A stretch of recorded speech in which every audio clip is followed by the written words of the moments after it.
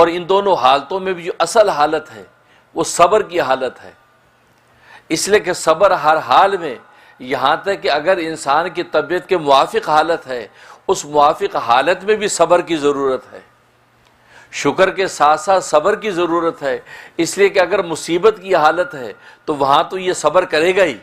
لیکن اگر نعمت کی حالت ہے تو نعمت کی حالت میں بھی شکر کے ساتھ ساتھ صبر ہی کا تقاضا ہوگا،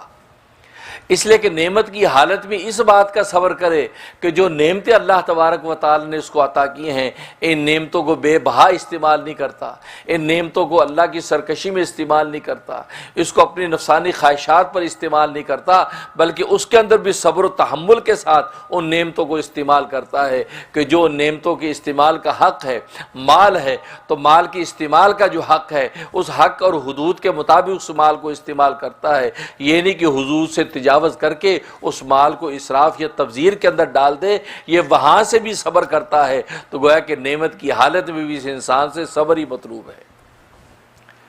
اس لیے اللہ تبارک و تعالی نے قرآن کریم میں وَبَشِّرِ الصَّابِرِينَ فرمایا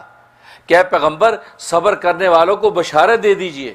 ان کو خوشخبریاں سنا دیجئے، کیوں؟ اس لیے کہ یہ وہ لوگ ہیں کہ اولئک علیہم صلوات من ربہم، کہ ان کے رب کی طرف سے ان کے لیے شاباشیں ہیں، اتنی شاباشیں ہیں، اتنی عنایتیں ہیں کہ اس کو شمار نہیں کر سکتے، ورحمہ، اور اللہ تبارک و تعالیٰ کی اتنی رحمتیں ان کے لیے ہیں کہ اس کو شمار میں نہیں لا سکتے ہیں، اس لیے کہ انہوں نے صبر کیا ہے، کیونکہ صبر ایک ایسی حالت ہے کہ جیسا کہ میں نے عرض کیا کہ یہ نعمت میں بھی اور مصیبت میں بھی دونوں حالتوں میں بھی صبر اللہ تبارک و تعالیٰ کو مطلوب